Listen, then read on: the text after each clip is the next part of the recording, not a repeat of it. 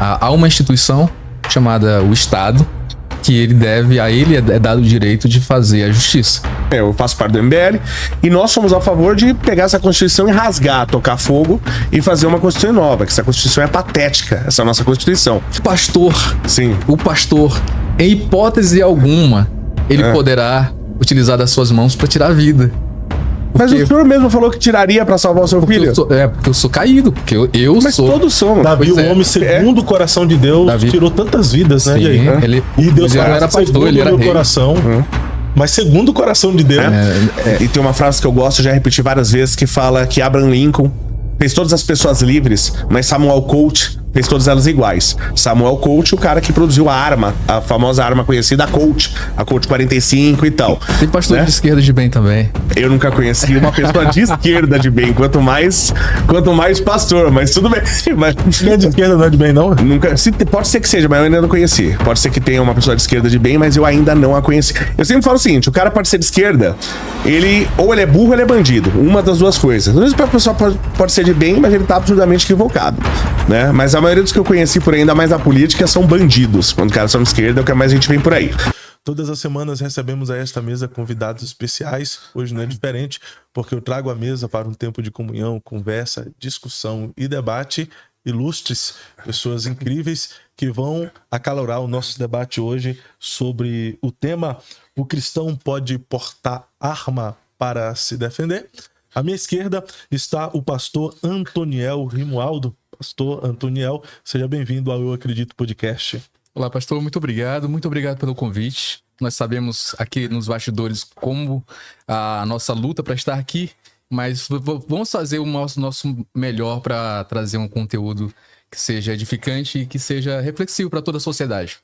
Muito obrigado, agradeço pela aceitação do convite e de fato vamos gerar um conteúdo extraordinário dentro das nossas perspectivas e daquilo que nós acreditamos. À minha direita e à minha frente está o engenheiro Léo, mais uma vez essa semana aqui conosco no Eu Acredito Podcast. Mais uma vez, seja bem-vindo. Obrigado, é um prazer. Eu estar à direita e o pastor à esquerda é providencial ou não? Olha só, né?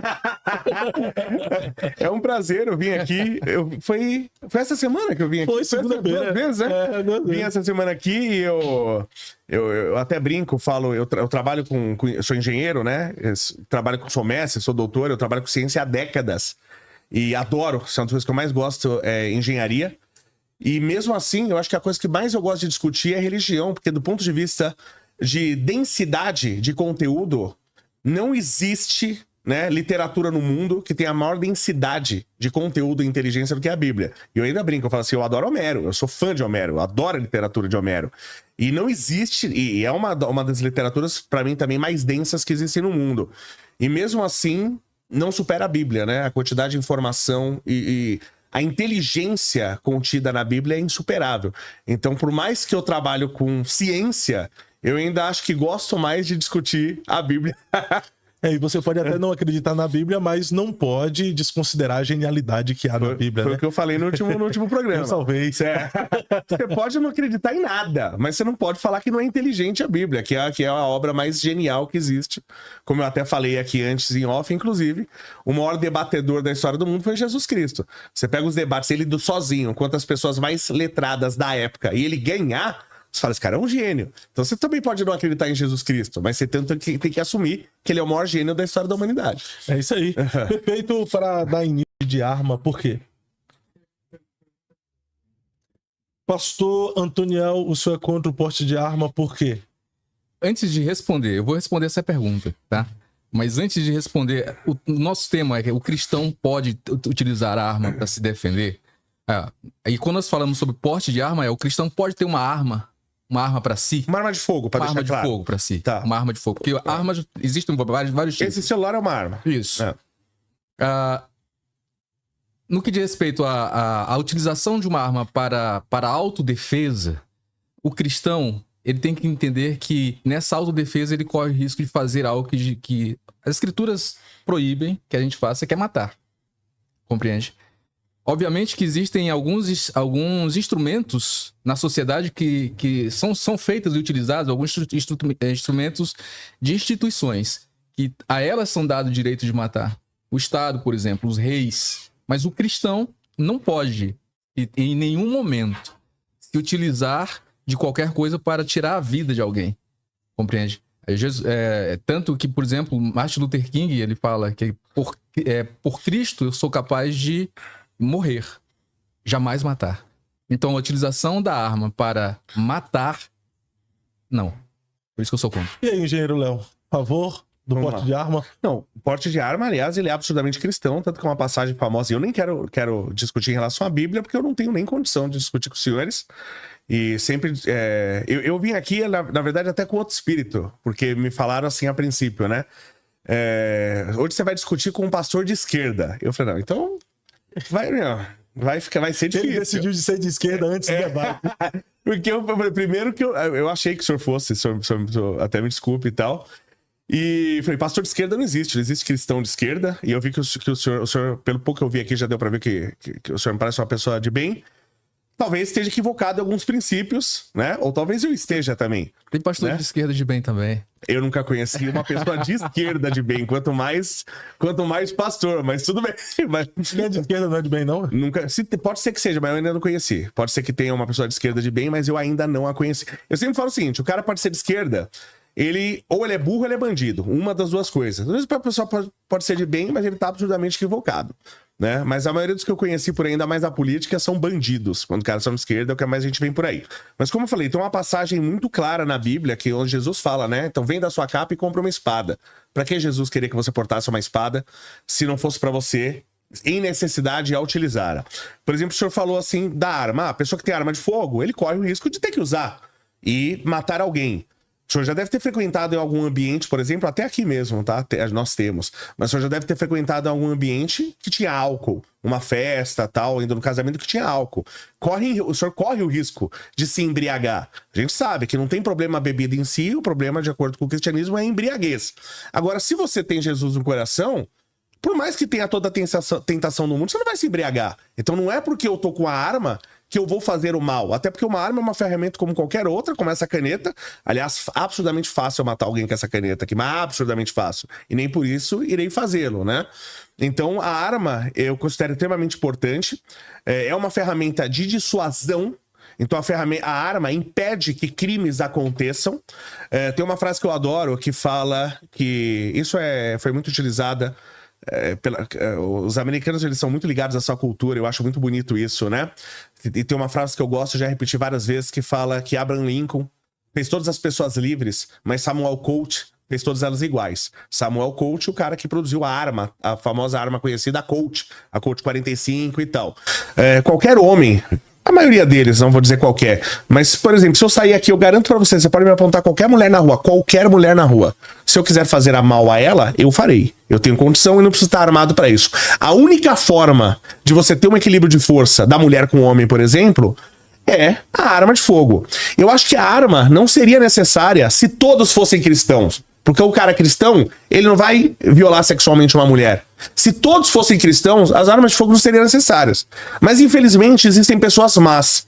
E uma mulher, imagina uma mulher que é uma mãe solteira, que ela vive sozinha, numa casa, não num apartamento. Qualquer homem pode dar um chute na porta. É normal as casas de portão baixo, aqui na Vila Maria e na Vila Guilherme, aqui em São Paulo. Qualquer casa ali que mora uma mulher solteira, eu posso ali dar um chute na porta, entro e faço o que eu quiser com ela de madrugada. A única maneira que ela tem, mas ela tem uma faca. Meu filho, sinto muito. Ela não vai ganhar de mim com uma faca, não, sinto muito. A única coisa que ela pode fazer pra se livrar de uma má pessoa, a única ferramenta que ela pode ter pra ter uma equivalência de força é a arma de fogo. Então a arma de fogo era pra proteção, né? Aí eu faço até uma pergunta pro senhor, uma provocação, tá? Imagina que nós estamos aqui, como acontece algumas vezes nos Estados Unidos, que aqui seja uma escola, entra um louco aqui e começa a atirar nas crianças. Ele atira na primeira, atira na segunda, e você, por indução, lógica indutiva, você já percebe o óbvio que ele quer matar todas elas. Se o senhor tá com a arma na mão, o senhor atira nesse cara ou não? Eu estou com uma arma na mão para proteger crianças. Isso, tá. Por acaso, alguém deixou eu tenho arma, o senhor não usa arma. Sim. Mas eu pego e deixo minha arma aqui, tá? E falo só, eu vou ali no banheiro, tá? Vou deixar minha arma aqui. E fui pro banheiro. O senhor tem acesso àquela arma de fogo. Nesse período, alguém entra e sai começa a atirar nas crianças. O senhor já atira nesse cara ou não? Nós estamos aqui tratando sobre uma questão ética. Gostei. questão... Técnica de Schopenhauer, né? Já saiu da pergunta, não respondeu. Não, mas é porque... geralmente, quando se espera a resposta sim, não, sim. qualquer um que você der... fica muito favorável, né, de alguma forma. Claro. Então a gente precisa É que na vida a gente tem que tomar decisões. Sim. É como eu falei, a questão ética. Quando nós falamos sobre ser cristão, e a tua fala foi muito interessante, se o mundo todo fosse um mundo cristão, a gente não precisava de armas. não precisaríamos de armas. Com certeza. O ideal de Cristo, amar uns aos outros. Isso. Então isso seria o paraíso Perfeito. do reino de Deus. Isso aí. Nós não vivemos nesse paraíso. Existem pessoas más. Isso. Certo? Existem pessoas de má índole, existem pessoas que fazem mal às pessoas, existem pessoas que matam crianças, existem pessoas que estupram mulheres, que matam pai de família. Para esse ponto, para esse mundo mal, eu acredito que a instituição do Estado, no qual a sociedade dá ao Estado o direito de que ele venha proteger o cidadão que não precisa, para que o cidadão não venha se precisar fazer o mal contra a vida, então o Estado ele teria o direito de fazer isso, certo? Então, o Estado tem todo o direito de utilizar todos os mecanismos para dissuasão da violência. Sim. Para fazer com que as pessoas más não façam mal para as pessoas comuns, certo? Mas e aí a pergunta, aí diante disso, nós não estamos vivendo num mundo ideal. Nós não estamos vivendo... E nem viveremos. O mundo ideal está no campo das ideias. Então, nesse mundo não ideal, no qual você trouxe aqui, tendo a possibilidade de que eu venha defender uma criança, vou colocar aqui uma questão muito mais próxima, meu filho, Sim. eu utilizaria pedra, utilizaria galho, utilizaria o jiu-jitsu, mas se eu precisasse utilizar uma ferramenta que atingisse a pessoa numa distância no qual meu corpo não pudesse chegar, eu utilizaria para defender uma pessoa... Não, para defender uma pessoa... Pra atacar, entendi. Pra acabar com o mal. Exatamente. Tem uma frase que eu gosto que fala o seguinte, né? Falo, frente a uma injustiça, aqueles em condições de cessá-la têm por obrigação fazê-la. Sim. Então, se você tá vendo uma injustiça, um cara armado matando criança, você tá armado, você tem por obrigação fazê-lo. Você tá fazendo uma justiça, fazendo bem. Esse bem só é possível se você estiver armado. Se você não estiver armado, o mal vai acontecer. E quando você coloca... O senhor começou falando da questão moral, né? E aí coloca o Estado. O Estado, ele tem o poder, ele tem o direito, né, de fazer a justiça. Isso nem sempre foi assim. O problema é que o Estado foi crescendo. O Estado não retroage, é uma coisa que eu tô lutando por isso. Eu quero que o Estado recue, só que o Estado não recue, tá? E era comum no passado o cidadão fazer justiça. As pessoas em sociedade faziam justiça. O Estado, quando tomou para ele o monopólio da justiça... a gente começou um mar de injustiças. Quando a justiça estava na mão das pessoas, dos cidadãos, e eles faziam a justiça de acordo com a conveniência daquela comunidade, porque comunidades diferentes terão noções diferentes de justiça, a gente tinha muito mais justiça do que a gente tem hoje. A gente vive num mundo de injustiça, e a gente não pode colocar a justiça estatal como algo moral, porque até 1888 no Brasil, a escravidão era legal. E ela é imoral até hoje, sempre foi imoral, né? Do ponto de vista de você fazer a escravidão por raça, tá? Porque eu acho que você pegar um assassino de uma criança e um assassino de um pai de uma criança. Imagina, o senhor tem filhos? Sim. Então imagina que Caio Lucas. Caio e Lucas? Caio Lucas, tem 3 meninos. É um só, Caio Lucas. Caio Lucas, o nome só. Mandar um abração pro Caio Lucas aqui, que tenha muita saúde, muita felicidade. Amei. Então imagina... agora até esqueci por onde eu tava andando, qual era o exemplo que eu tava usando. Vou pegar vamos lá, aí continua. Eu tô acompanhando muito bem o teu raciocínio, certo? E eu não tenho nenhum problema de concordar com algumas coisas que venham de encontro, principalmente se nesse momento aqui eu tiver alguma iluminação de uma ideia em relação que venha contradizer ou que venha de encontro com o que eu acredito. Eu vou refletir. Claro, isso é importante. Agora, mas também a gente precisa aqui colocar... O verdadeiro debate, ele vai... Eu citei Schopenhauer, perdão. Eu falo, eu não gosto das técnicas dele. Ele, via de regra, não as uso, tá? Porque elas servem pra ganhar debate e não pra chegar à verdade. E o debate real, ele deve servir pra chegar à verdade. E não pra ter um vencedor. Aí no ponto, quando você falou sobre a questão de entregar ao Estado o direito de defesa do cidadão, aí quando a gente observa, por exemplo, novamente, cristãos... porte de arma, cristão defesa, autodefesa ou defesa à sociedade de alguma forma. Nós não vemos em Cristo Jesus um ensino de uma forma direta ou de uma forma tão tão consistente que nos deixe dizer que o indivíduo ele pode utilizar uma arma para poder fazer qualquer coisa contra a vida de uma pessoa. Em Cristo, o caminho é um outro. A ética cristã é totalmente outra. A ética cristã é de que, se por acaso alguém vier fazer um mal para ti,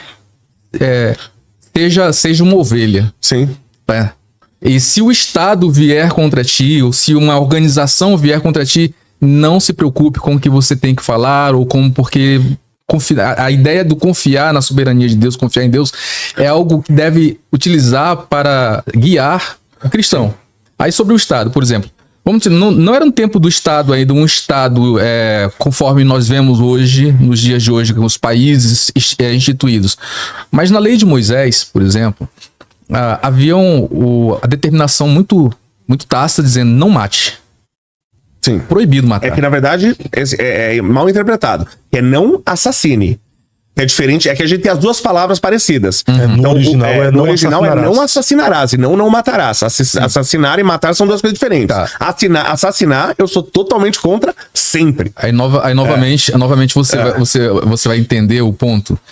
Porque todo mundo conhece dos 10 mandamentos: não matarás, não furtarás, não roubarás. Isso. Então eu utilizei o não matarás porque tá na mente de todo mundo esse não matarás. Que eu sempre reforço, não é de agora, é uma coisa que eu falo há anos. Você pegar vídeos meus de anos atrás, quando eu ainda falando sobre jogos, por exemplo, e quando você tinha os assuntos bíblicos, eu falo, gente, isso aqui é traduzido errado, tá? É não assassinarás e não matarás. Não matarás. Aí veja bem, tá lá dizendo que é proibido matar, tirar uma vida. Tá? Independentemente de como seja, se for assassino ou se for por acidente. Na lei de Moisés havia os métodos de coerção, ou seja, você não deve fazer isso. Mas se acontecer, o que pode causar para o indivíduo que faz isso? É que ele tinha um olho por olho, dente por dente. Sim. Matou, você morre.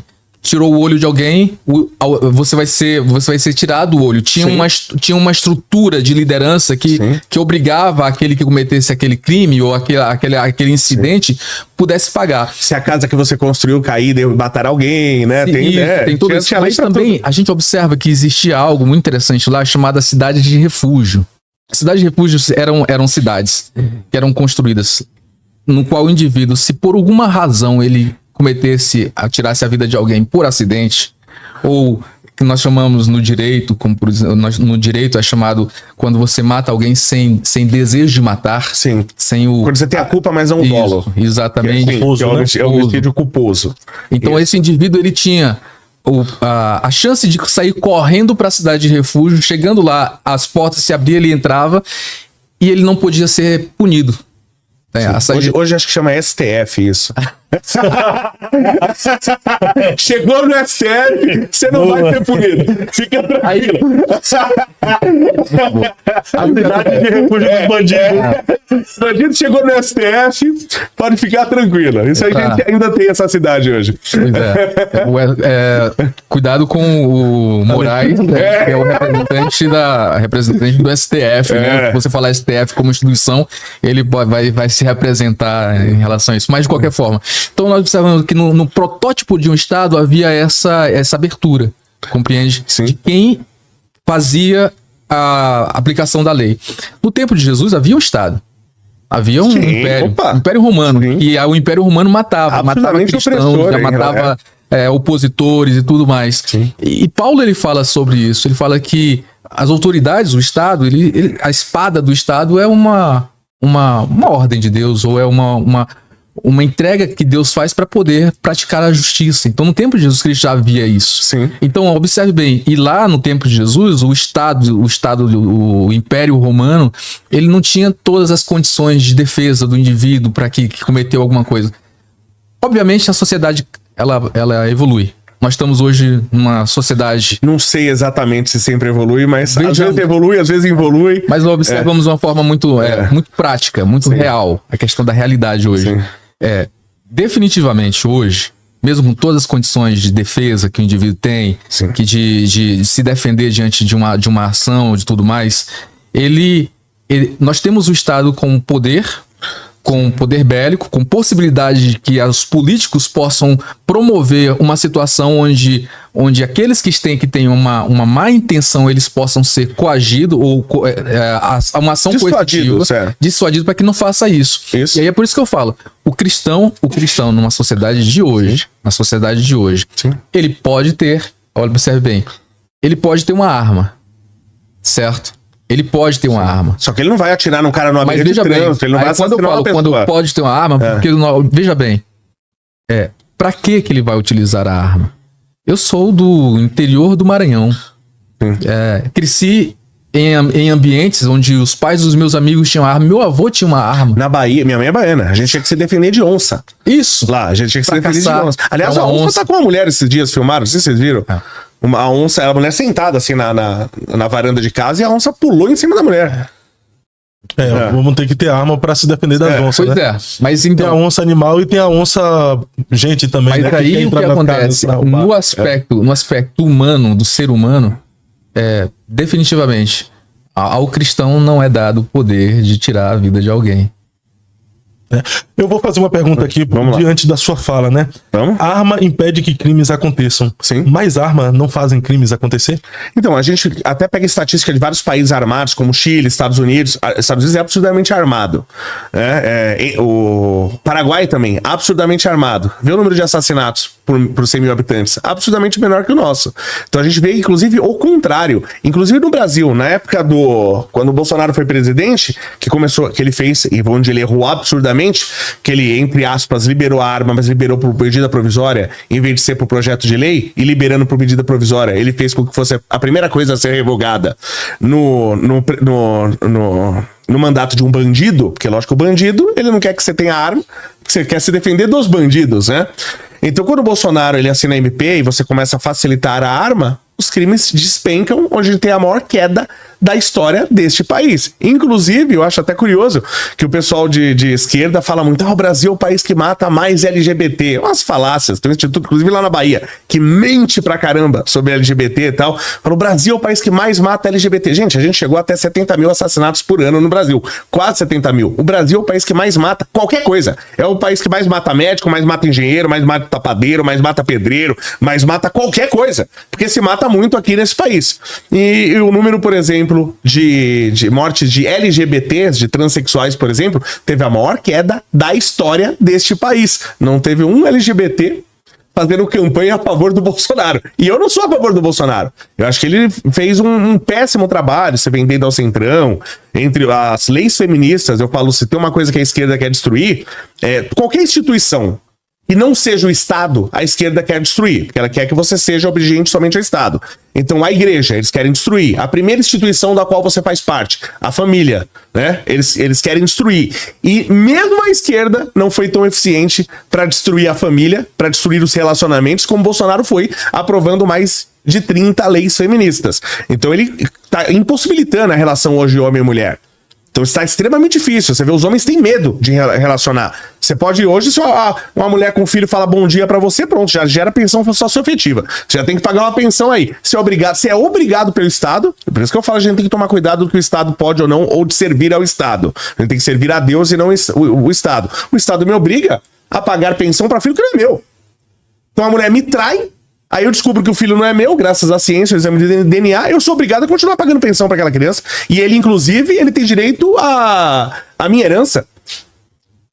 Então é um cara que eu sou extremamente contra, um cara que está destruindo a família, né? Tá trabalhando pra destruir a família. Desculpa pra eu não fugir. Armas não fazem crimes acontecer? Então. Ah, tá. Não. Feminicídio dentro de casa geralmente é por conta de armas. Pelo contrário. Não, isso agora eu preciso discordar. Vamos lá, por favor. É o seguinte, quando a gente observa quais os estados, quais os países no qual tem uma completa restrição ao acesso de armas e que eles têm um declínio total, ou pelo menos chegado a zero, ou próximo a zero de assassinato por armas de fogo. Japão. China. Japão, Emirados Árabes. Não, mas China a gente não pode confiar nos dados. E China lá, você roubou um negócio, o Estado vai lá e te mata mesmo. Sim, mas aí então, aí se fosse assim aqui no Brasil, aí tudo bem. Então. Se o Estado fizesse esse serviço pra mim, o problema é o seguinte, o Estado, ele não faz, e ele inclusive, ele informa pra você que ele não faz. Pessoas que foram, por exemplo, tanto roubadas ou como tiveram seus parentes mortos, aqui no Brasil, tem um histórico disso, entraram na justiça contra o Estado. Falou assim, olha só, meu marido morreu, e vocês não preservaram a vida deles. Eles não fizeram a obrigação de vocês, que era cuidar do meu marido. E eles perderam na justiça e o Estado fala. O Estado alega na decisão judicial, onde ele fala, nós não podemos estar em todos os lugares.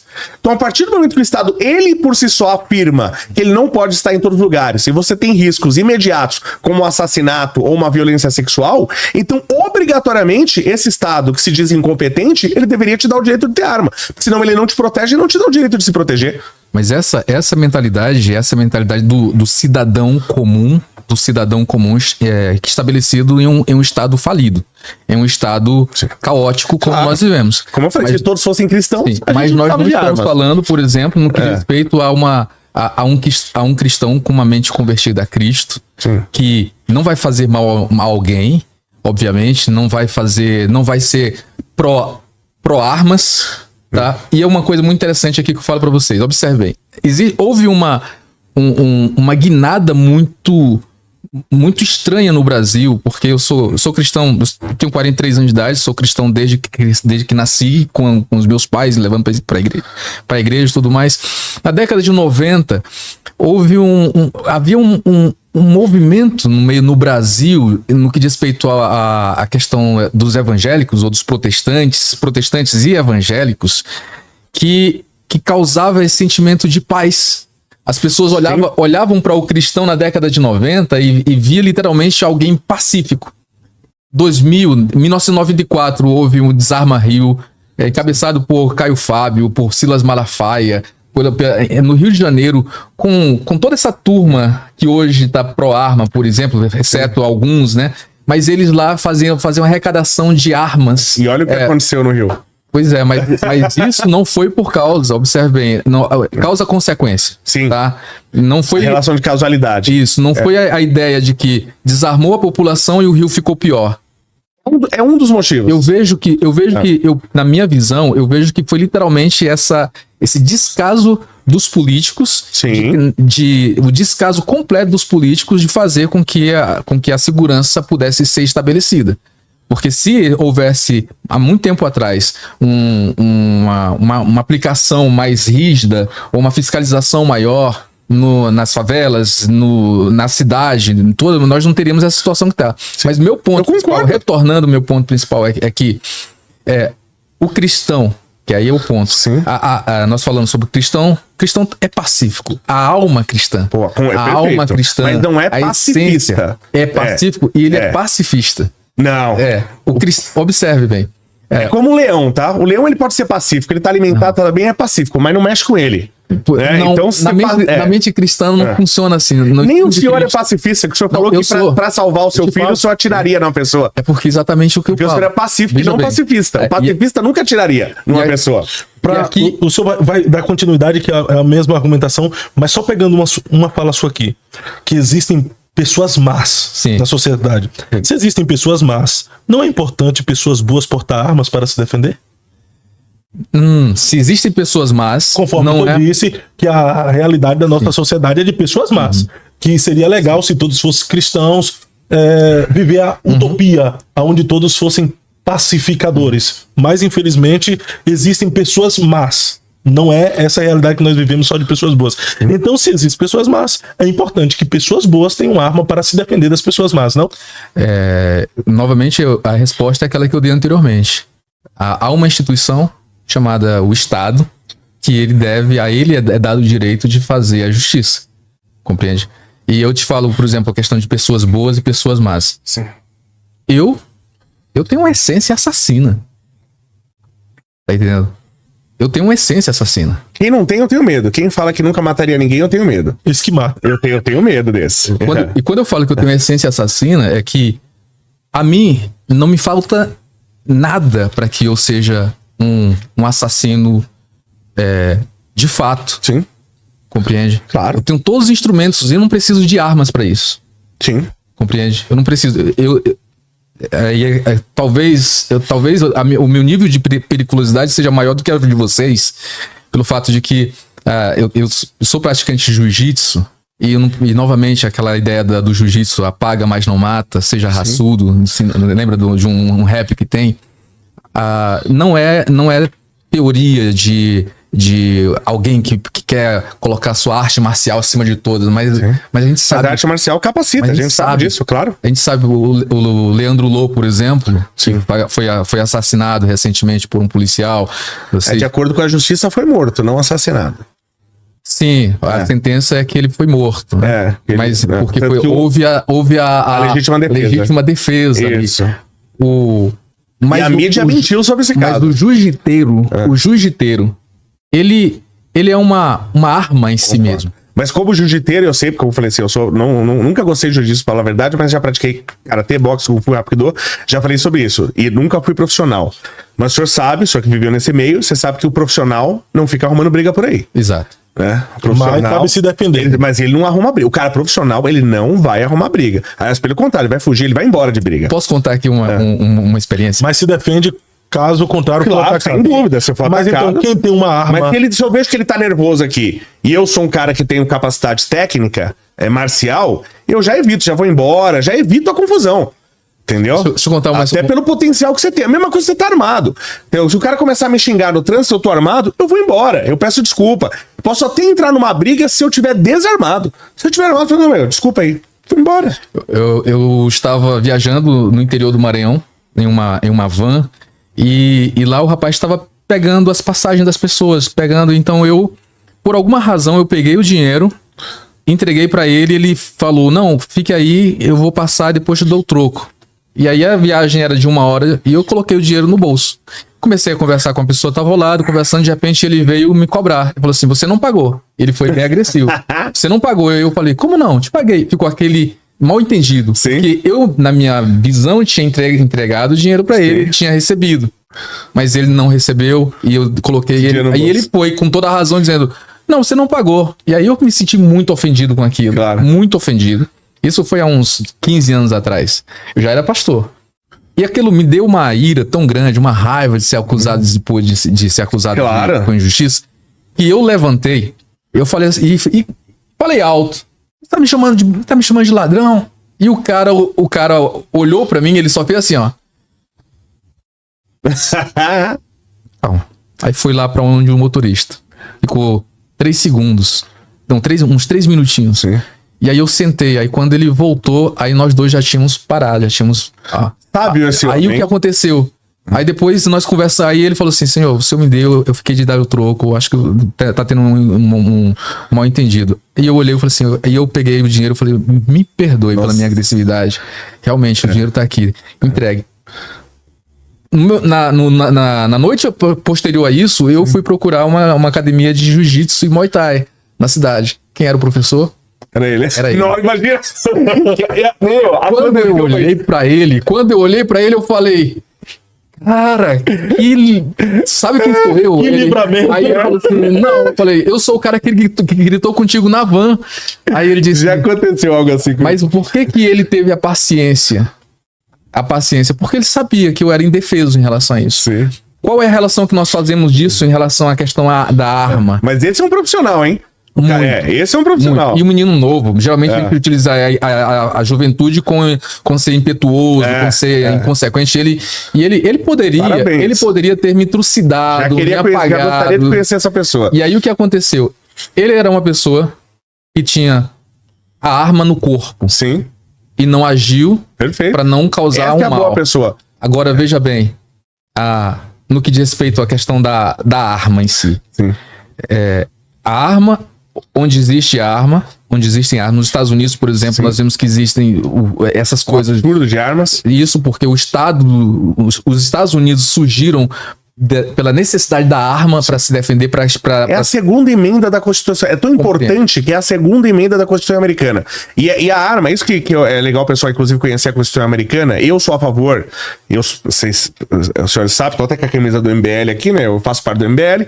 E nós somos a favor de pegar essa Constituição e rasgar, tocar fogo e fazer uma Constituição nova, que essa Constituição é patética, essa nossa Constituição. E eu falo que é importante o pessoal conhecer a Constituição americana, porque a arma, ela tem algumas funções. Que o pessoal fala, eu até discuti com uma pessoa aí, falou que a arma só serve pra matar. Eu falei, você vê a estupidez da pessoa, né? Como eu falei, a arma é ferramenta de dissuasão, e a arma, inclusive na Europa, eles têm muito essa consciência na Europa, porque a Europa tem toda a história da Europa é uma história de guerras. É um país que invade outro que invade outro, a Inglaterra e a França que eu diga, entre outros países e tal. Então, inclusive em termos de invasão, o cidadão armado é a primeira linha de defesa de qualquer país. Então, o correto é que todo cidadão esteja armado, sabendo que existe, como eu falei, se o mundo fosse cristão, se todo mundo fosse cristão, ninguém precisava de arma, tá? Infelizmente não é. Inclusive, a gente tem vários problemas. A última vez que eu peguei esses dados já faz tempo, com certeza esses dados mudaram, tá? Mas eu lembro que tava, se eu não me engano, a gente tinha 2,1 bilhões de cristãos no mundo e 1,9 bilhões de muçulmanos. E eles se reproduzem mais do que a gente. E eles querem colocar a Sharia. E aí? Como que a gente se defende dessa religião que está se propagando e quer impor a sua religião em cima do cristianismo, né? Então, eu falei, a arma é a primeira linha de defesa do cidadão para uma invasão. A arma é a linha de defesa do cidadão contra o próprio Estado. Se o Estado se torna tirano, como a Venezuela, como a Coreia do Norte, como outros países, qualquer líder que quer impor a tirania, a primeira coisa que ele faz é desarmar o cidadão. Talvez o que eu vou falar aqui seja absurdamente assustador, que realmente é. Mas em todas essas circunstâncias no qual foi trazida aqui sobre uma força estrangeira, uma força religiosa que impõe, por exemplo, o islamismo... Ou uma força interna, como a intentona comunista em 1935 que matou e estuprou pessoas. Então nós observamos... Eu ia citar a questão de uma religião, o islamismo converta-se ou pela espada ou então se torna escravo. A posição do cristão acerca de um Estado opressor, ela é absurdamente pacífica. E eu falo isso, por exemplo, vocês devem ter visto recentemente na Nigéria o que acontece com o Boko Haram, certo? Eu fui na Nigéria 2 vezes, eu fiquei cerca de 6 meses fazendo ações humanitárias lá na Nigéria, resgatando crianças acusadas de serem bruxas por cristãos. Pessoas de denominações que se dizem cristãs, que acusam crianças de serem bruxas e matam ou abandonam. Então, um grupo de pessoas aqui no Brasil começou com o movimento Caminho da Graça do Caio Fábio e depois, atualmente, o SOS Religar e Caminho Nações, são 2 instituições que fazem essas atividades lá na Nigéria. Mas lá acontece algo seguinte, a Nigéria... Metade do país é cristão, metade do país é muçulmano. Como a África, né? A parte norte da Nigéria é muçulmana, é islâmica, a parte sul da Nigéria é cristã. E onde eles se encontram no meio ali, acontecem as grandes massacres. Recentemente, mais de 5 mil cristãos, vilas cristãs inteiras foram massacradas. Pastores, mulheres, crianças mortas. Na visão cristã, essas pessoas elas são mártires. Elas morreram pela fé. Elas não revidaram. Elas guardaram a fé. É essa a visão cristã. Compreende? Agora, no que diz respeito à questão humanitária, dos direitos humanos, que as pessoas muito falam que direitos humanos é para proteger bandido e tudo mais, tal, nós estamos falando da ação real dos direitos humanos, que é o Estado, os países que aderem aos direitos humanos, que deveriam se manifestar para poder proteger essa população de cristãos ou população oprimida, deveriam ir para atingir com suas armas. Compreende? Não tá fazendo. E aí o que eu te falo, exatamente o ponto que eu te falo aqui, é que nessas circunstâncias onde a vida do cristão está sendo oprimida por causa da sua fé, Jesus Cristo sempre nos diz, sejam pacíficos. E a outra cara. Então, eu acho até curioso essa parte na Bíblia, porque a Bíblia sempre traz um contexto, tem que tomar cuidado. É até difícil. Os senhores estudaram a Bíblia absurdamente mais que eu, não dá nem pra comparar. O senhor sabe... Eu posso só dar uma adendo aqui? Por favor. No fato da pessoa ser um estudioso de teologia, não significa que ele seja totalmente detentor da verdade. Claro. Você, como um engenheiro, um curioso, eu creio piamente que existe algo que a palavra do Senhor diz sobre o vento do Espírito, que ele sopra onde quer, compreende? Ele vai para onde vai, ninguém sabe de onde vem, nem para onde... Quando você fala isso, eu ouço você com a maior reverência que eu sentaria com um mestre em teologia, compreende? Porque eu, sinceramente, acredito que a consciência do Espírito Santo, ele habita em todos aqueles que têm sede, que têm fome de conhecimento ou de buscar a Deus. Então aqui nós estamos tratando, eu sou bacharel em teologia, sou bacharel em direito, sou advogado, certo? Mas nós dois, pelo menos eu sinto e vejo em você a fome pela verdade, a fome por... Desculpa, não sei nem se você é ateu ou se você... Não. Mas Meu pai veio da Itália, eu vim católico apostólico romano. Meu pai é da região de Campana, na Itália. Okay. Aí depois eu me decepcionei com a igreja católica. Já expliquei até isso aí por quê. Né? Mas nunca deixei de acreditar em Cristo. Ok. Então, se você acredita em Cristo, nós temos o mesmo Espírito que Ele que nos ensina. Então, na sua visão, esses cristãos aí, se eles portassem armas, eles deixariam de ser mártires e seriam heróis, mas o herói do cristão não é apenas um, que é Jesus? Não, sem dúvida, né? Mas não sei se precisa ser o único herói, né? Claro que a gente não deve ser devoto a outras pessoas que não seja Jesus.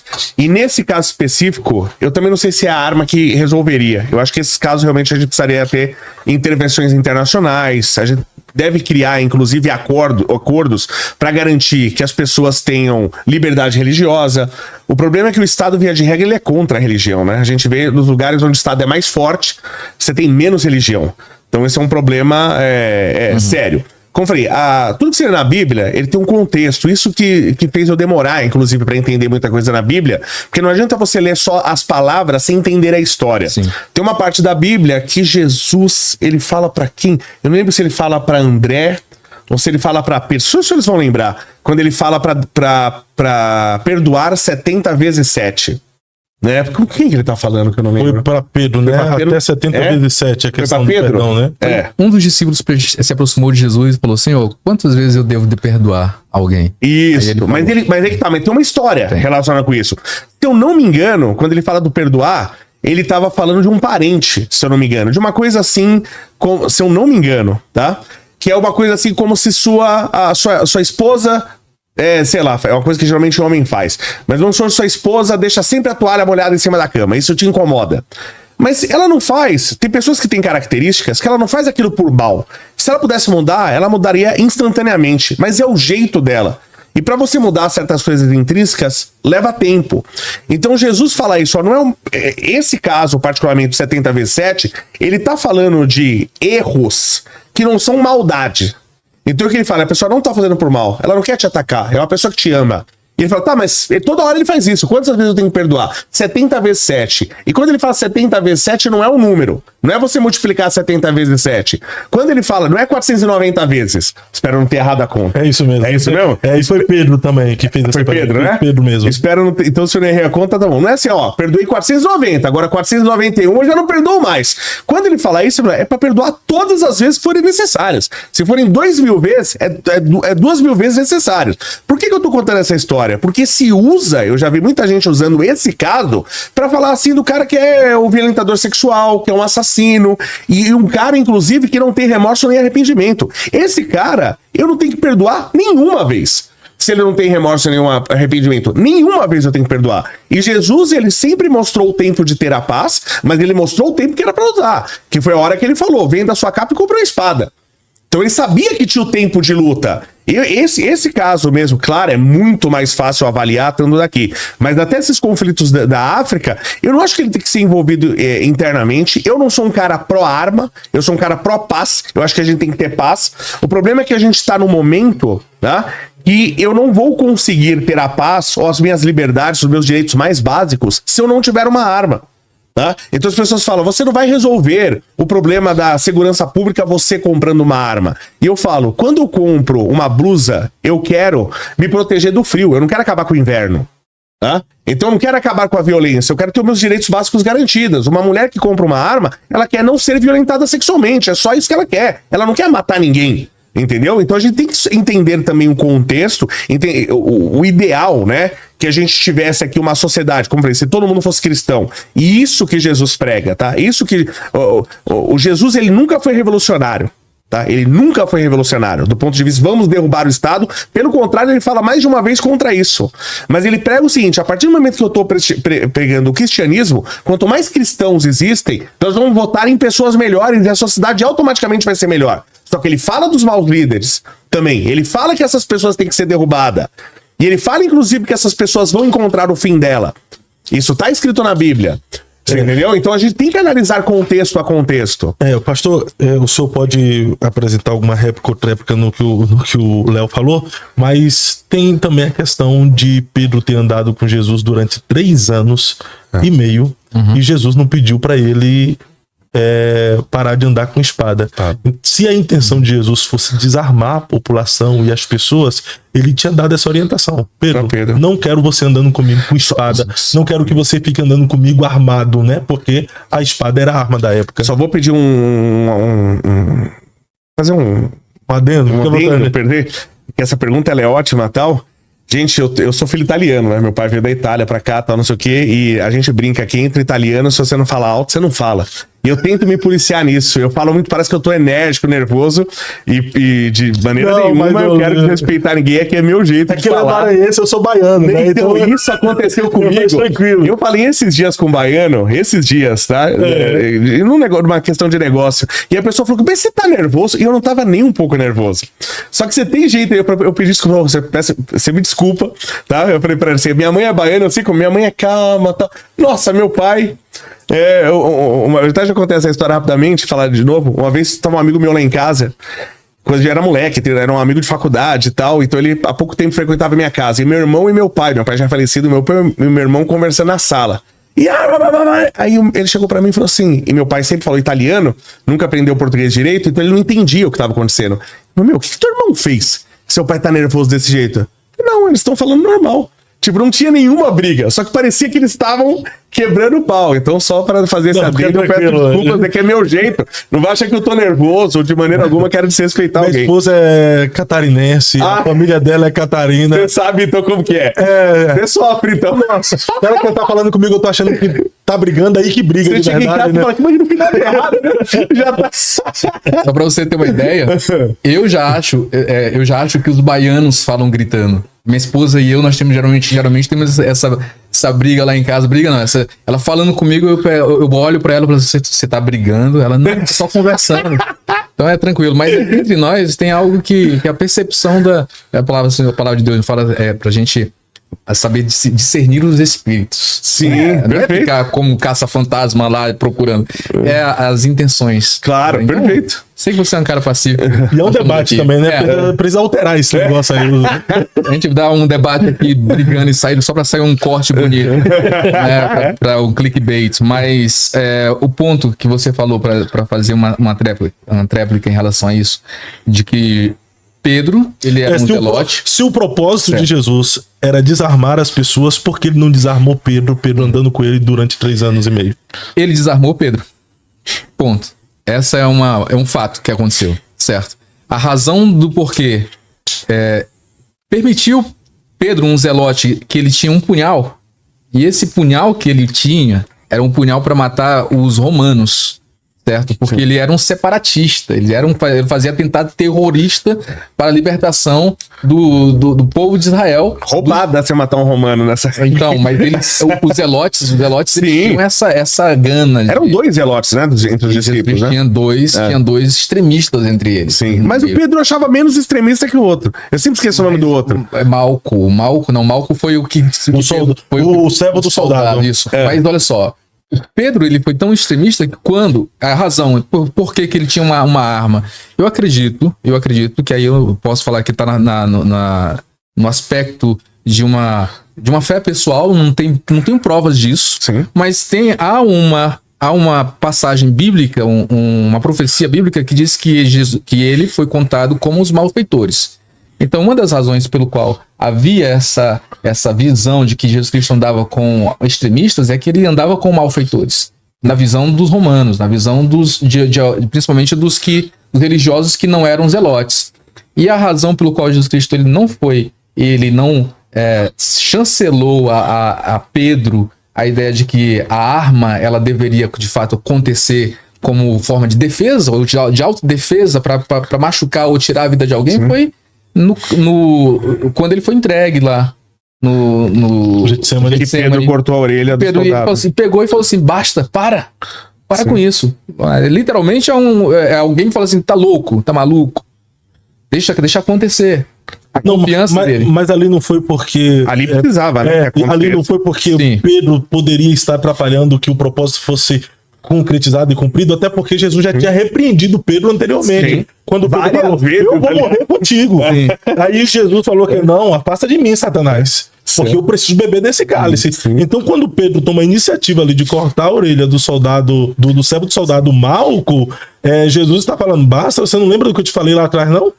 Mas então assim, novamente, a arma que Pedro dispunha naquele período, era a arma comum do tempo, né? Sim. Espada, não tinha arma de fogo, era espada. Então para nós seria a Glock do tempo dele. Sim. É a Glock que feriu alguém.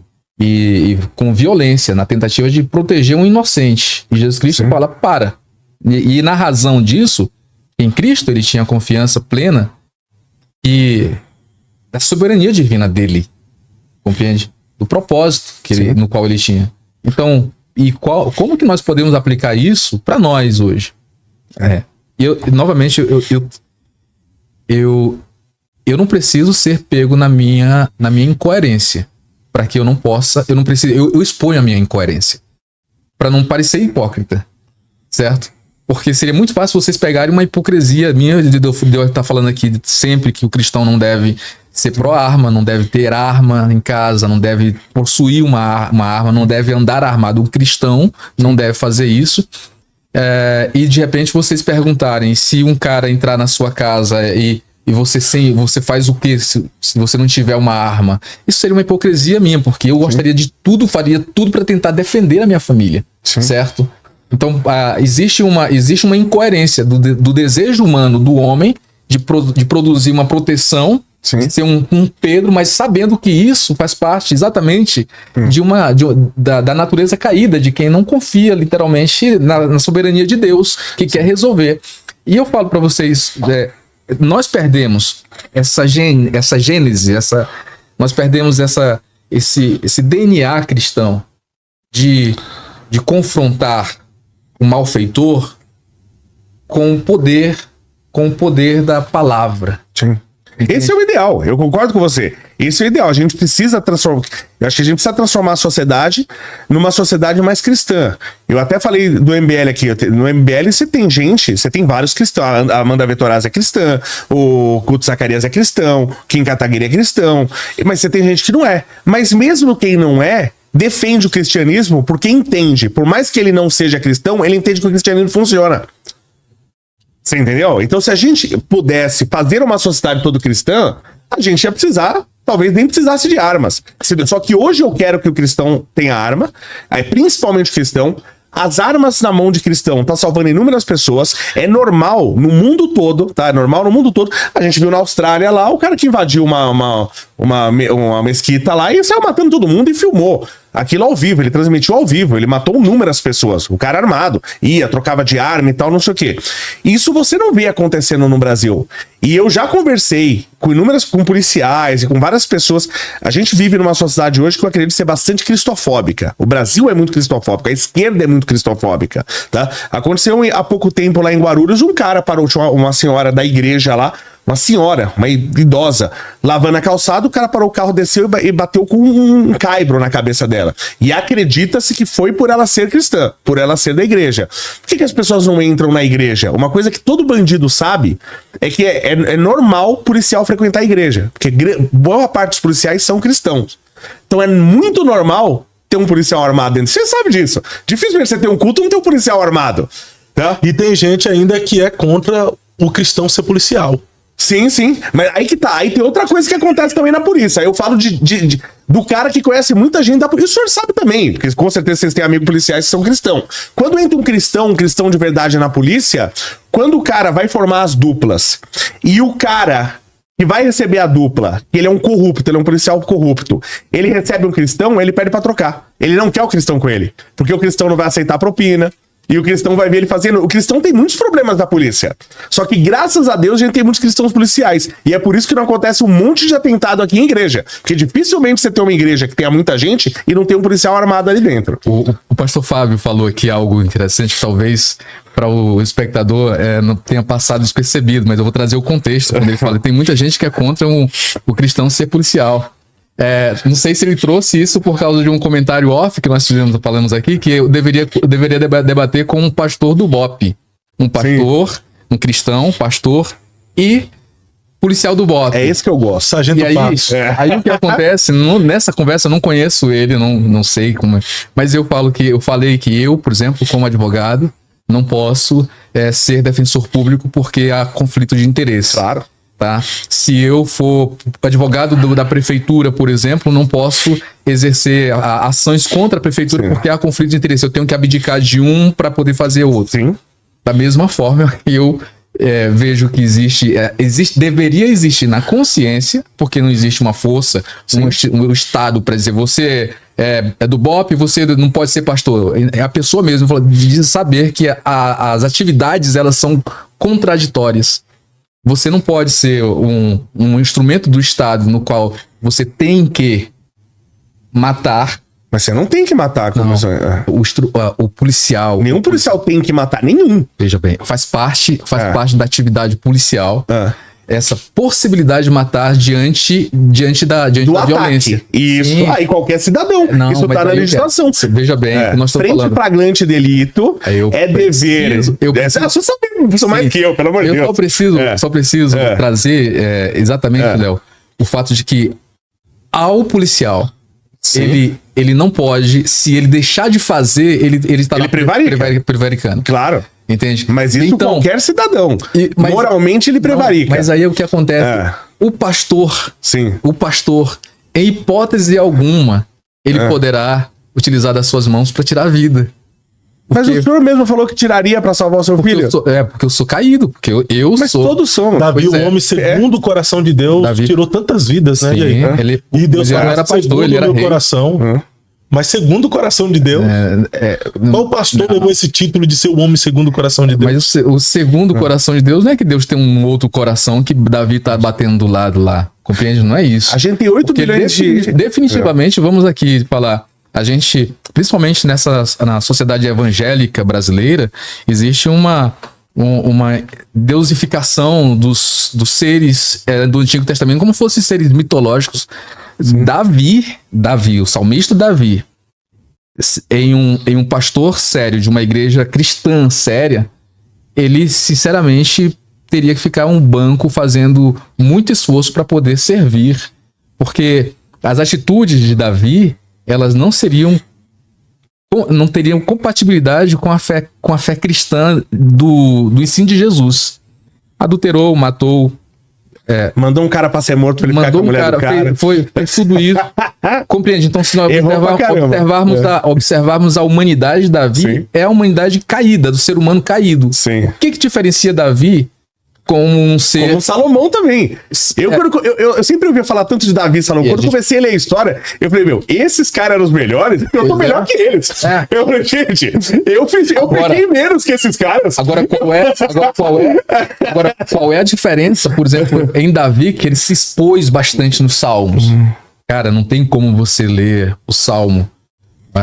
Não tem como você ler os salmos de arrependimento de Davi. 51. O Salmo 51 e dizer, esse cara, ele reconheceu o seu erro, ele se arrependeu. Então, o cristão, na sua visão, o cristão não poderia ser policial porque ele tem que, em algum momento, exercer a autoridade para tirar a vida de alguém? O cristão, ele pode ser policial, o cristão, ele pode ser político, o cristão, ele pode ser qualquer coisa no que diz respeito às atividades dos sociais, compreende? Nós estávamos falando sobre que aí a polêmica eu não consigo ver coerência em um pastor policial exercendo as duas funções, sendo que uma delas terá que tirar a vida de alguém. E tu, Léo, qual a sua visão? Eu penso exatamente o contrário. Quando o senhor mesmo falou que mataria pra salvar o seu filho, né? E fala assim, mas eu sou caído, eu não sou, né? Nenhum de nós é puro. Estima-se. Claro, essa conta é absurdamente difícil de falar, de fazer. Então a gente estima, né? A gente tem 8 bilhões de pessoas hoje, tá? 8 bilhões de pessoas hoje.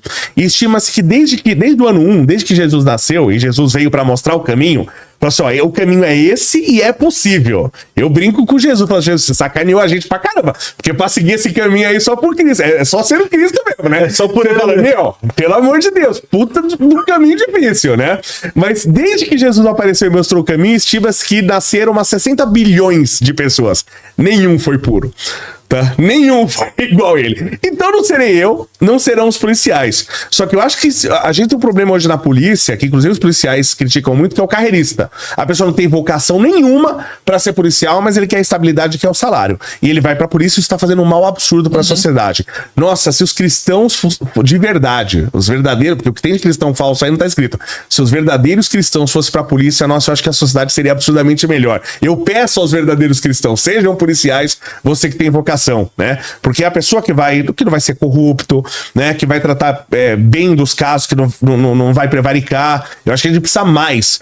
Claro, em frente ao flagrante delito, ele vai ter que agir. Se alguém atentar contra a vida dele ou de algum cidadão, ele vai ter que agir, e isso vai coincidir com a frase que eu falei lá para qualquer cidadão lá no começo do podcast, né? Frente a uma injustiça, aqueles em condição de cessá-la têm por obrigação fazê-lo. Se acontece aqui um cara vai atacar uma mulher aqui que quer violentar sexualmente, ou moralmente eu tenho o dever de impedir aquilo, mesmo não seja sendo policial. Como que eu sou cristão, vejo isso e não faço nada? Entendeu? Não impeço. Né? Agora, se eu tenho uma ferramenta que me ajude isso, a ferramenta, aliás, é uma coisa... a ferramenta, no caso a arma, ela impede mortes. Isso que o pessoal não entende. Imagina que eu tô passando na rua, tem lá, como acontecia muito no passado, o cara puxa uma mulher pro terreno baldio para violentar sexualmente ela. Se eu vejo o cara fazendo isso, a única coisa que eu posso fazer, o cara não me viu, a única coisa que eu posso fazer para garantir que nem eu nem ela vai morrer, é eu chegar por trás dele e matar esse cara. Então eu vou pegar essa caneta, por exemplo, vou enfiar no pescoço dele. Vou tentar matar ele, porque se eu der chance, ele me mata. E ainda vai violentar a mulher. Se eu tenho uma arma de fogo, eu chego, amigo, ó, para aí agora, eu tô apontando. Se você mexer, toma bala. A arma de fogo me dá a garantia que ninguém vai morrer. Não a garantia, mas a probabilidade mais alta de que ninguém vai morrer. Se eu não tenho uma arma de fogo, eu tô ferrado. Eu vou ter que pegar uma pedra, dar na cabeça dele, que ensinou lá especialista em segurança pública, né? Aprenda jiu-jitsu. Mas aí que tá. Mesmo que o jiu-jitsu, o cara tá com a faca, entendeu? Ele não é, o mesmo jiu-jitsu não é garantia. Sim. Se o cara também sabe e treinou mais que você... Não, o jiu-jitsu ele não vai defender você de uma bala. Nós temos um exemplo muito claro aí. Sim. O ponto é que nós não estamos aqui a divergência não é se o cristão ele deve utilizar os meios para poder evitar a violência contra o outro e tudo isso. Sim. Utilizando, por isso que eu falo, todos os policiais deveriam se converter a Cristo. Compreende? Sim. E novamente aqui, para que não haja um corte partido aqui da fala. Não, vai ter, fica tranquilo. Definitivamente eu falo que há conflito de fé, de prática, na coerência da fé. Sim. Um policial, pastor, assim como, entende? Sim. Pastor, policial, são conflituosos. Não um cristão necessariamente, mas um pastor. Você fala o cargo, o pastor. O cara é pastor e ser policial. Deve ser só policial. Eu também não vejo. Eu vejo coerência que sempre falo, o cara ser cristão tem um bivocacionado. Não pode. É a mesma coisa, vamos lá. Desculpa, parece que eu tô 2 contra 1 aqui, mas vamos lá, é a mesma coisa. Então, dentro da sua percepção, não dá pra ser pastor e defender bandido como advogado? Como? Não entendi a pergunta. Não dá pra ser pastor e defender um cara que fez um latrocínio como advogado. O cara é pastor e como advogado ele tem que defender um bandido que cometeu um latrocínio. E aí? Não dá pra ser pastor e ser advogado ao mesmo tempo. Aí vai ser advogado do diabo. Pode ser um advogado tributarista, pode ser até outro. Pois então, aí é o que acontece. A profissão da advocacia, o advogado, eu vejo como, pelo menos, utilizado diante da lei, diante da ética, a mais sublime. Porque o que Jesus Cristo ele se coloca, ele diz que ele, a divindade, ela é o nosso advogado diante de Deus. Tá entendendo? Então, o advogado, existe a palavra, Jesus Cristo falou sobre a palavra do advogado, aquele que está ao lado para defender. Compreende? Então, não há. Existe uma distorçãozinha aí, mas. Existe algo sublime. E quando, por exemplo, o advogado vai defender o bandido, veja como primeira coisa que a gente sempre utiliza é que é de fato bandido. Porque a gente não. O advogado ele não vai chegar pro cara, o cara chegar e falar assim, doutor, eu matei, eu estuprei, ou eu cometi a pedofilia contra. No caso, o latrocínio, o roubo seguido de morte. Eu fiz isso e eu não quero punição. Porque o advogado ele vai utilizar o seguinte, quem é o responsável por trazer todas as provas disso? É o Estado. E a gente vai trabalhar exatamente com aquilo que o Estado oferece.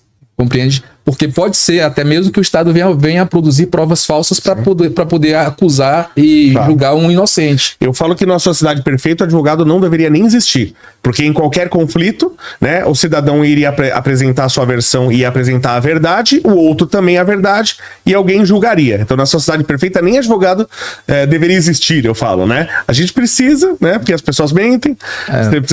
Isso. A lei ela é complexa. Mas ainda utilizando essa questão, a função do advogado ela é essencial para que a verdade ou para que a justiça seja aplicada. A função de um pastor policial também é essencial para acabar um pouquinho com essa bandidagem, né? Não? Porque o advogado, a polícia faz parte da justiça. Sim, é porque o advogado ele não vai precisar tirar a vida de alguém. O cristão policial, ele... Aí mas pode ser que precise o advogado, hein? Se a gente está lá a pena de morte, por exemplo.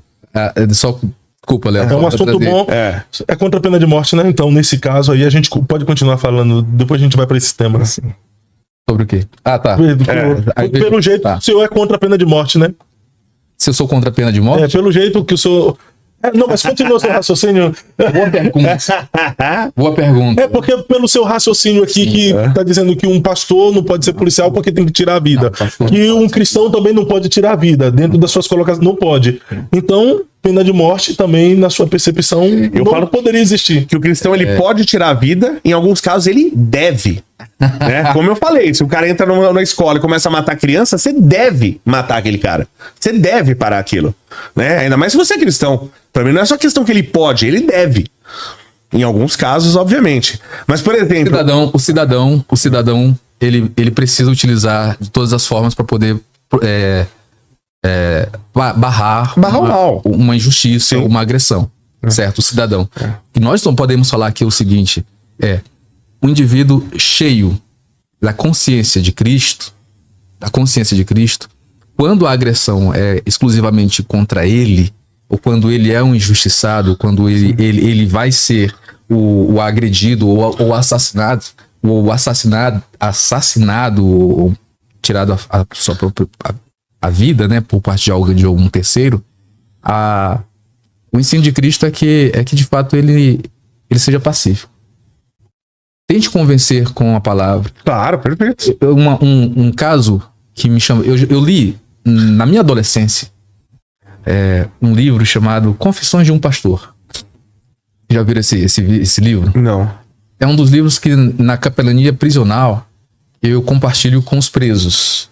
Fala sobre a trajetória do Caio Fábio até 1996. Que para qualquer um, é algo que você deveria ler para ver como que um indivíduo conseguiu transformar toda uma situação no qual lá em Acari, no Rio de Janeiro, em Bangu, convertendo pessoas a Cristo Jesus nos presídios. Então esse livro, quando eu fiz capelania prisional aqui em São Paulo, eu me via me inspirando, né, nessa atitude do Caio na década de 90, na década de 80 e 90, certo? Pois bem, o ponto que eu quero falar aqui em relação a essa questão é que o indivíduo ele tem que utilizar todos os meios para poder, o indivíduo comum, para poder barrar a violência. Aí nesse livro do Caio, conta que dois indivíduos armados chegaram na casa dele.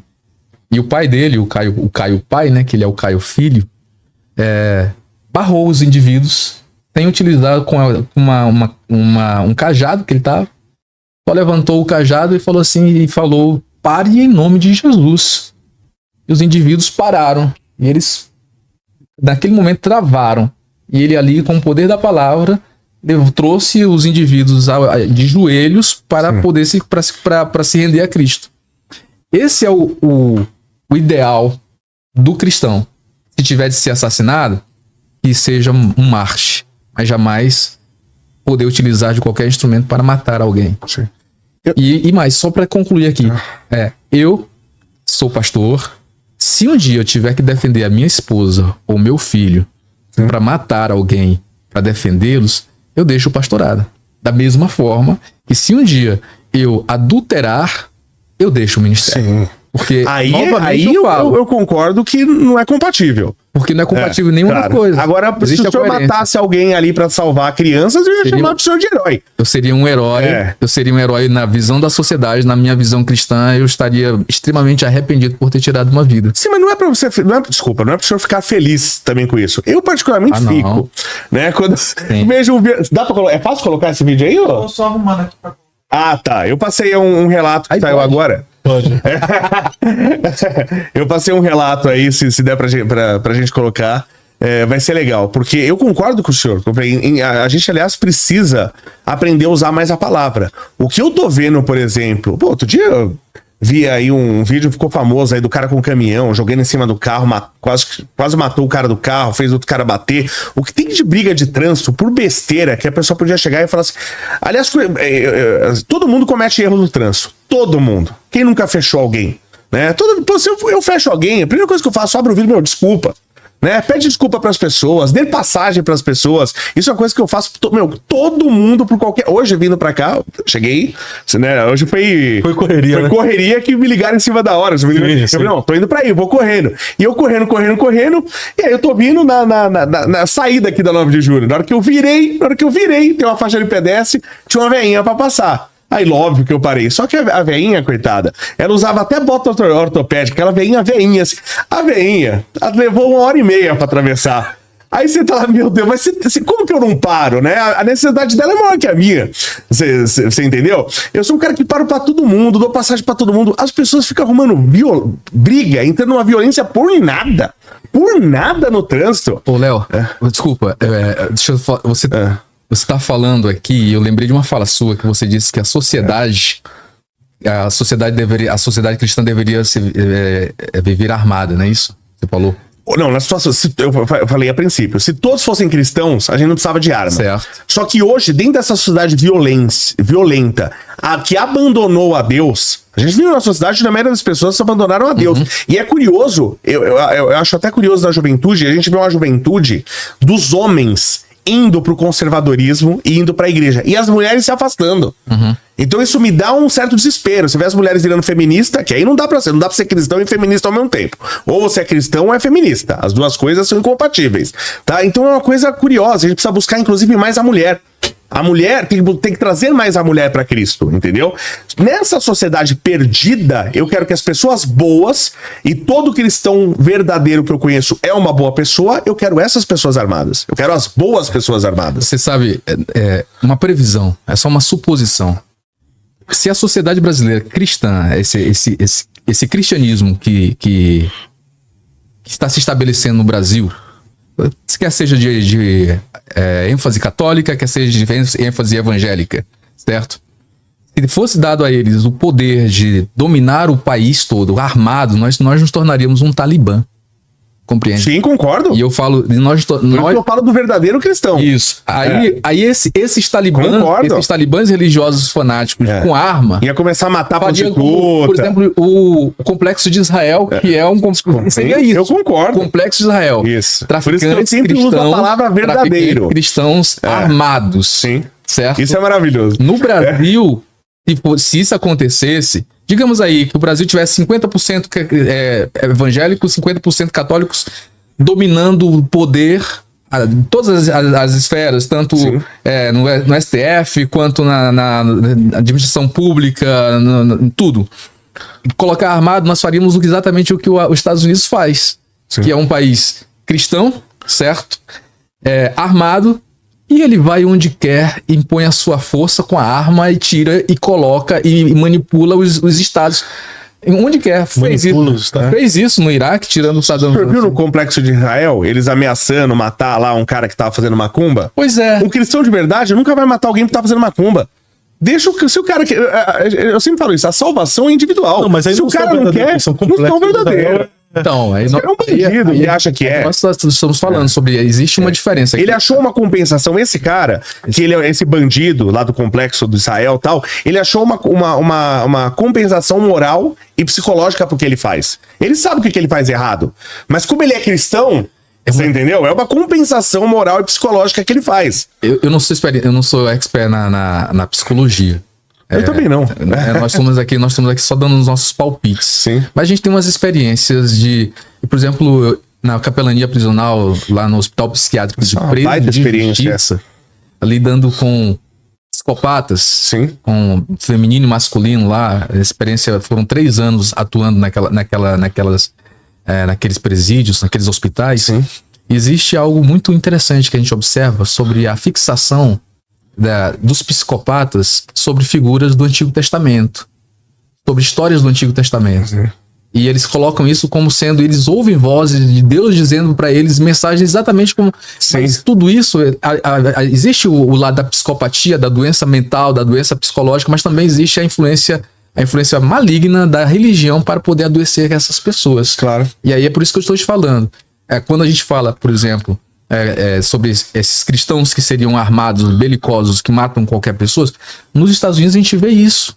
Pessoas que vão fazer delivery, vão lá e erram o endereço da casa e batem na porta de uma pessoa. Quantas pessoas já foram mortas? Recentemente uma imigrante errou o caminho da casa no qual lá, o número, na hora que ela bateu, ela levou um tiro na cabeça, foi morta. Mas acontece, mas é bem comum isso. É bem incomum isso acontecer. É normal você ter a arma apontada pra você. Nos Estados Unidos não tem conversa. Existe 2 princípios da Constituição norte-americana, que é o porte de arma e a propriedade privada. Sim. Tem eles colocam lá uma plaquinha. Transpassing will be shot. Exactly. Exatamente. Entende? Mas dali, pronto, é tiro. Mas não é bem assim, não. Se o cara é uma pessoa inocente que errou o caminho, ele vai se ferrar. Ele sabe disso, não é bem assim. É porque é o seguinte, nós observamos o seguinte, uma pessoa... Tanto que não é comum acontecer isso. O cara só pular o terreno de alguém e tomar tiro. Isso não é uma coisa comum. Às vezes acontece, que assim, por errar o caminho, isso acho que... Eu nunca vi acontecer. Porque geralmente a pessoa ela pulou uma cerca, o caminho estava bem delimitado. Nesses casos, tem 3 casos recentes. Tem que haver demarcações. Que o estrangeiro ele não é acostumado com isso. Aqui a gente é uma cerca, mas tá no meio do nada, você pula. Lá não. Você não pode pular. Então não é assim, errei o caminho. A pessoa fez algo errado. Ela pulou uma cerca, ela abriu uma porteira. Tem um cara. Que não justifica também. Tem um influencer que o nome dele é o Caba da Pedra. O Caba da Pedra é um cearense que sai andando de bicicleta nos estados, já foi até Portugal. E o interessante é que lá ele andando lá na Paraíba, aí ele vai em estradinha de terra e ele abre uma porteira, joga a bicicleta dele, continua andando e filmando, e eu imaginando aquela cena e falando, esse cara jamais poderia fazer isso nos Estados Unidos. E ele tá errado, esse cara tá errado. Mas a nossa cultura é diferente, né? Por exemplo, cai uma bola na casa do vizinho, o cara vai lá e pula. Você não pode fazer isso. Entendeu? Isso tá errado. A gente acostumou com o errado. E isso é ruim porque ele prejudica muito a sociedade. Eu já critiquei esse cara, até gosto dele e tal, mas já critiquei ele. Tem um rapaz que fazia pegadinhas na internet e ele vinha com uma arma falsa e fazia uma pegadinha de assalto. Isso não pode existir na sociedade. Porque se eu vejo um assalto real, eu tenho que salvar a vida daquela pessoa e tenho que meter bala no cara. Eu sou a favor, tá? Eu acho que o diálogo é a primeira coisa que deve existir. Né? Você tem que tentar resolver todo conflito que for possível por diálogo, como o senhor falou. O senhor está certo. Mas, por exemplo, saiu agora esse testemunho, a gente consegue passar aí. Na hora que o Arthur for falar, importa só a parte dela, tá? Mas escuta esse testemunho.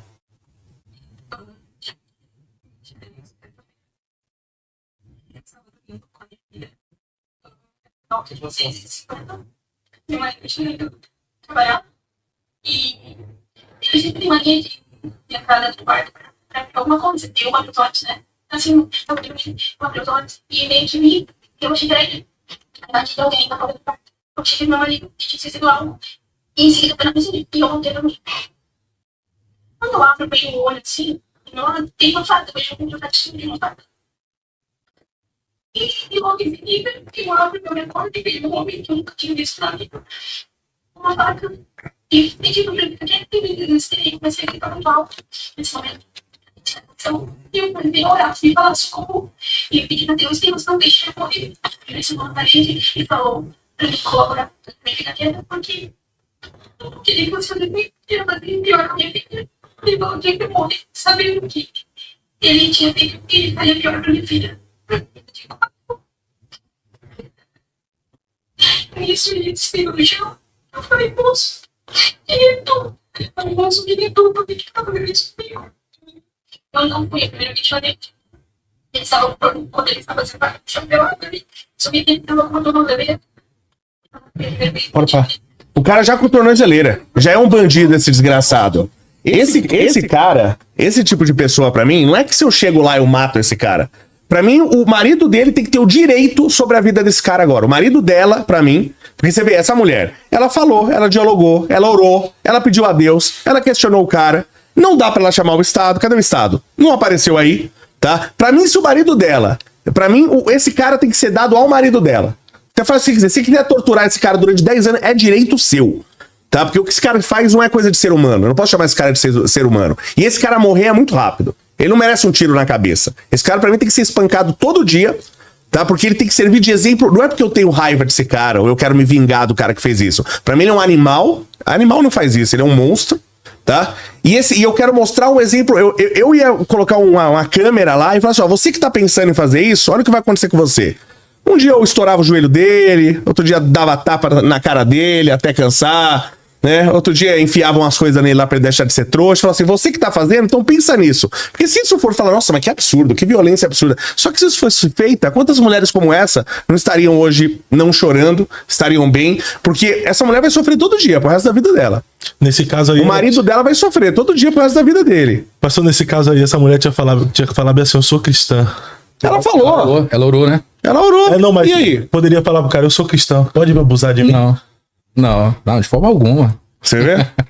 Não adianta ter Marte. Não, eu rio da pergunta, não é de forma alguma, nenhum momento. Eu entendo. Não ligo.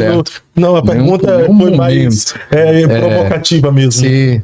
E eu entendo perfeitamente, certo? De forma alguma, a cristã deveria só se entregar. Permitia. Deveria lutar com as próprias forças. Ela fez isso, ela tá toda machucada. Ela realmente foi agredida por um bandido que deveria estar preso, que deveria... É que não é só um bandido, né? É um animal, né? Psicopata. Agora, tem essa é a tua fala, Léo. Sim. Tua fala é a fala da essência de justiça própria que o indivíduo faz para fazer isso. Eu duvido que você faria. Sabe por quê? Porque eu não duvido. Não, eu acho. E olha que eu tenho uma aversão absurda a machucar pessoas. Pois então, eu acho que você nunca arrancou o pescoço de uma galinha com a faca, já? Já vi minha tia fazer isso. Você já fez? Baiana, e eu não sei se teria coragem. Não, você... eu não sei se teria coragem. Você já matou um bode? Não. E não sei se teria coragem. Mas com um cara que fez isso, eu faria. Você já sangrou um porco? Não, mas já vi também. Já tudo aqui, isso eu vi. Sim, assim, ó. Já vi. Depois aqui... Já vi limpando o porco preto. Eu achava que o porco era preto. Porque ele se sujava. E aí você lavava, o pessoal lavava, vai ficar rosinha, né?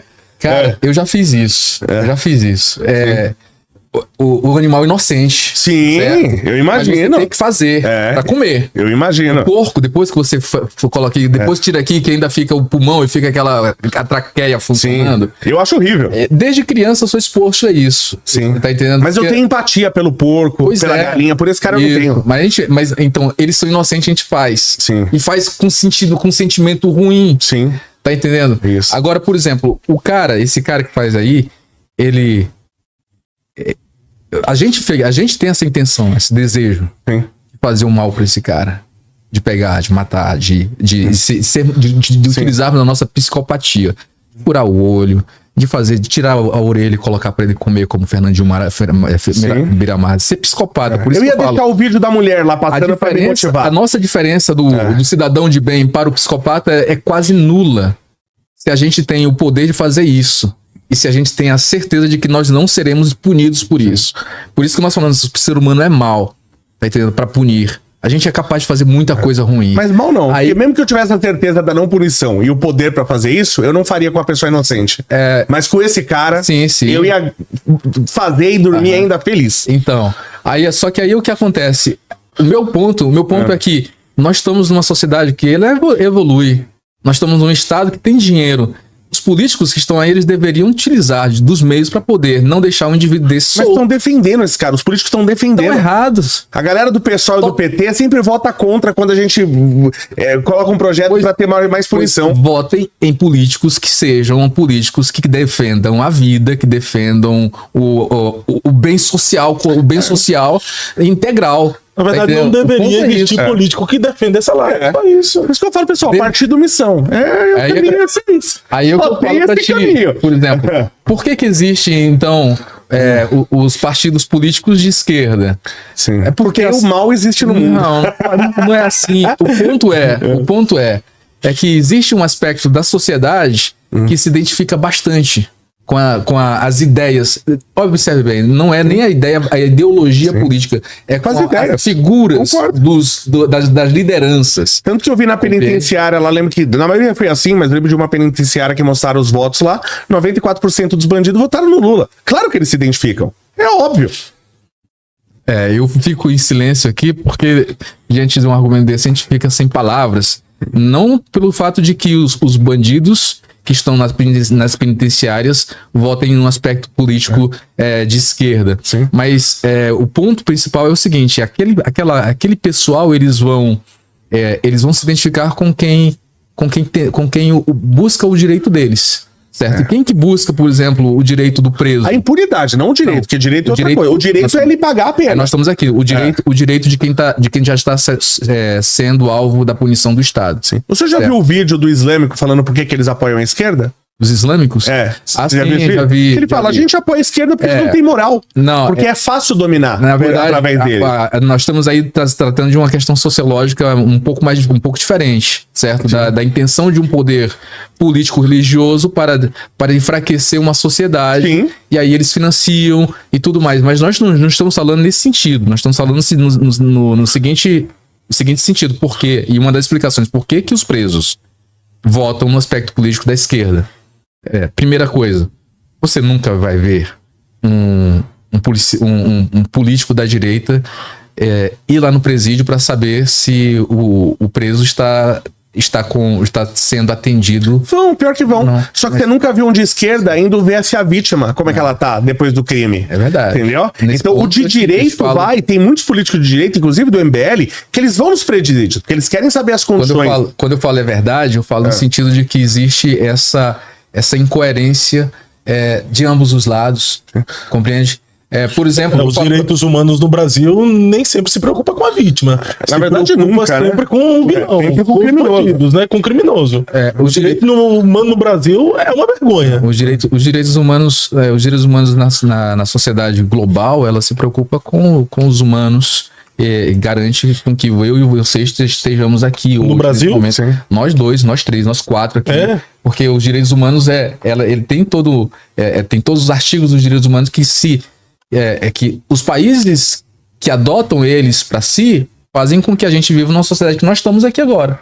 Por exemplo, um país que os direitos humanos eles são claramente ofendidos. Por exemplo, no Irã. No Irã, as mulheres são ofendidas com os direitos humanos, não as atinge elas. Compreende? Nós temos a celebração dos direitos humanos aqui, por isso que nós estamos aqui conversando. Tem a possibilidade de nós andarmos. Não, mas eu tô falando de direitos humanos enquanto política no Brasil é o hoje, seguinte, né? Os direitos humanos hoje no Brasil dependem dos bandidos. Não. Aliás, é impedido. Inclusive, o Sérgio Moro ele tentou fazer uma publicidade mostrando o lado das vítimas. Isso foi proibido, uma publicidade que mostrasse a vítima. Você só pode mostrar aqui o lado do bandido. Porque quando você quer mostrar o lado da pessoa, dá pra você fazer uma série mostrando até que Hitler era humano. Fala assim, olha, ele era um artista, ele gostava de pintar e não sei o quê. Mas ninguém olha a vítima. Ninguém olha as filhas que ficaram sem pai, sem mãe. Ninguém olha pra esse lado. O que eu vejo é que os políticos de esquerda, eles deveriam buscar atender as vítimas com a mesma coerência que eles vão, por exemplo, nos presídios para poder ver se o preso está sendo atendido com saúde, se ele está tendo acesso à educação para poder ser reinserido na sociedade. Deveria ter isso. Não há, não há em ambas as partes. Eu, como político de direita, certo, eu estudei em escola pública a vida toda. Né? Você vê um monte de gente falando em tortura na nossa sociedade e tal, não sei o quê. Eu lembro que eu estudava num prédio, nós, enquanto crianças, que você tinha uma janela virada pro leste e a gente estudava lá das 7 da manhã ao meio-dia com o sol na nossa cara. Sim. A gente ia no verão, tá? No verão, todas as crianças iam de blusa, porque aprenderam, né? Iam de blusa para colocar a blusa para tapar o sol. Aquilo é tortura. Você pegar crianças de 7, 8 anos e deixar sentado numa cadeira das 7 ao meio-dia embaixo do sol, no Brasil, isso para mim é tortura. Nunca foi alguém dos direitos humanos na minha escola. Nunca foi alguém para ver as condições da escola. Então eu tenho prioridade. Porque isso é dever do Estado. Isso, mas o Estado não faz. Só que no presídio eles estão indo. Eu, enquanto político, eu quero saber o seguinte: todas as crianças estão sendo bem tratadas e estão tendo um bom ensino, todos os idosos estão sendo bem cuidados, estão alimentados. Quando essas pessoas tiverem... Eu quero que o preso também seja tratado decentemente, mas quando todas as crianças, todos os idosos tiverem sido bem tratados, aí eu vou ver os presos. Enquanto eu tiver criança igual eu, que fui torturado, sentado debaixo do sol, das 7 da manhã aos meio-dia, e isso pra mim é tortura, eu não vou olhar pra preso. Tá? Eu vou olhar para quem é decente primeiro. Eu tenho que... É trade-off. Né? Eu tenho que olhar... não dá para olhar para todos. Eu tenho recursos limitados. Então, para quem que eu olho primeiro? Agora, quando você viu, agora tinha uma mulher reclamando aí, um absurdo, que a filha dela estava entrando no hospital, tiraram a filha dela para atender um preso, que foi um bandido que foi baleado. Se sou eu dou outro tiro, para já não me dar problema. Agora, você tira um cidadão honesto, uma criança, para atender um bandido baleado... Que noção de prioridade que a gente tem? Eles não utilizam filas quando vão nos hospitais. Bandido não tem fila. Não tem fila do SUS para bandido. As razões pelo quais isso acontece, obviamente, a população em geral se fica indignada diante disso. Para mim, não ter fila para bandido é só pro cemitério. Eu vejo um bom corte aí, né? Dá um bom corte aí. Mas o ponto que nós estamos falando em relação a essa questão por exemplo, os direitos humanos, a culpa dos direitos humanos se tornou o bode expiatório da esquerda e da direita. Sim. Por quê?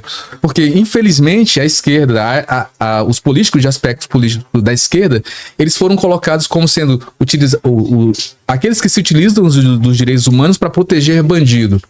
Tá entendendo? Sim. Então, foi colocado isso de alguma forma na sociedade que pegou. Porque é o que acontece. Não, nem sempre. Não é. Concordo que nem sempre. Quando eu falo mas é majoritário. Nem sempre eu tô falando porque é o seguinte, olha, veja bem.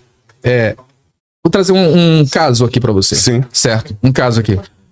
A pessoa foi presa numa cidade no interior de São Paulo, próximo ao Paraná, Mato Grosso, muito longe. Ele foi transferido para uma cidade aqui próxima a São Paulo, que a viagem da transferência dele é cerca de 14 horas. Quando deu 4h30 da manhã, a polícia penal mandou todo mundo colocar suas roupas num saco, entrar num camburão lá onde ficavam todos sentados, algemados aqui, e passaram 14 horas andando no sol quente, sem intervalo. Os policiais pararam para comer, eles se urinavam, eles se defecavam, vomitavam, muitos passando mal, desmaiando. Quando abriram, saiu aquele churume de fezes, de tudo, e os presos foram colocados, levados para prisão. Sim. Na visão da maioria da população, eles falariam o quê? Qual é a visão? Ele fala assim, bem feito. Sim. Certo? Bem feito. Aí eu falo assim, na visão, não falo do político, falo do cristão, que acredita que o bandido bom é o bandido regenerado, perdoado e salvo em Senhor Jesus Cristo. Eu concordo. Deveria utilizar dos meios políticos, como um político cristão, e fazer com que um mínimo de dignidade pudesse acontecer. Mas sabe por que isso não vai acontecer via política? O senhor falou do Paraná? Não vai acontecer. Acabou.